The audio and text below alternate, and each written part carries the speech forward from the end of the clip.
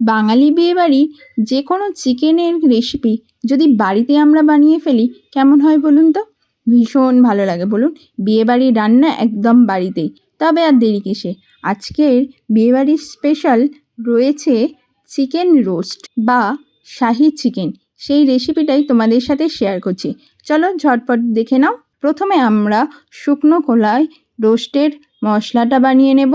এর মধ্যে রয়েছে গোটা ধনে, গোটা জিরে, দারচিনি, লবঙ্গ, এলাচ, জয়িত্রী ও গোলমরিচ।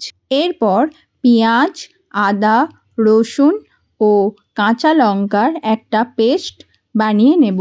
এরপর চিকেনের মধ্যে নুন, লঙ্কার গুঁড়ো, আগে থেকে রোস্ট করে রাখা মশলা গুঁড়ো, হলুদ গুঁড়ো, পেঁয়াজ, আদা, রসুন ও কাঁচা লঙ্কার পেস্ট, জিরের গুঁড়ো, ধনের গুঁড়ো ও টক দই দিয়ে খুব ভালো করে মেখে ম্যারিনেট করে রাখতে হবে 1 থেকে 2 ঘন্টা। এরপর আমরা দুধ ও কাজু বাদাম 30 মিনিটের জন্য ভিজতে দেব। তারপর সেটিকে পেস্ট বানিয়ে নেব। এরপর কড়াইতে সর্ষের তেল গরম করে ম্যারিনেট করে রাখা চিকেনগুলো খুব ভালো করে এপিঠ ওপিঠ হালকা ভেজে নেব।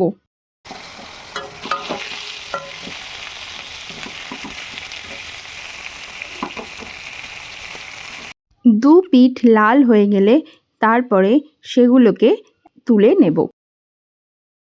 এরপর কিছুটা সাদা তেল ও ঘি গরম করে বাকি পেঁয়াজ, আদা, রসুন ও কাঁচা লঙ্কার পেস্টটা দিয়ে খুব ভালো করে নাড়াচাড়া করে নিতে হবে যতক্ষণ না পেঁয়াজটা লাল লাল হয়ে যায়। পেঁয়াজ থেকে তেল ছাড়তে শুরু করলে ওর মধ্যে বাকি ম্যারিনেট করা মশলা ও সেই জলটা দিয়ে দেব। এরপর খুব ভালো করে এটিকে কষাতে হবে। কষানোর সময় তেল ছাড়তে শুরু করলে ওর মধ্যে ভেজে রাখা চিকেনগুলো দিয়ে খুব ভালো করে মশলাটা মিশিয়ে নেব। এরপর ওর মধ্যে আগে থেকে রোস্টেড করে রাখা মশলা এবং কাজু বাদাম ও দুধের পেস্টটা দিয়ে খুব ভালো করে মিশিয়ে নিয়ে হালকা হাতে নাড়াচাড়া করে ফুটতে দিতে হবে।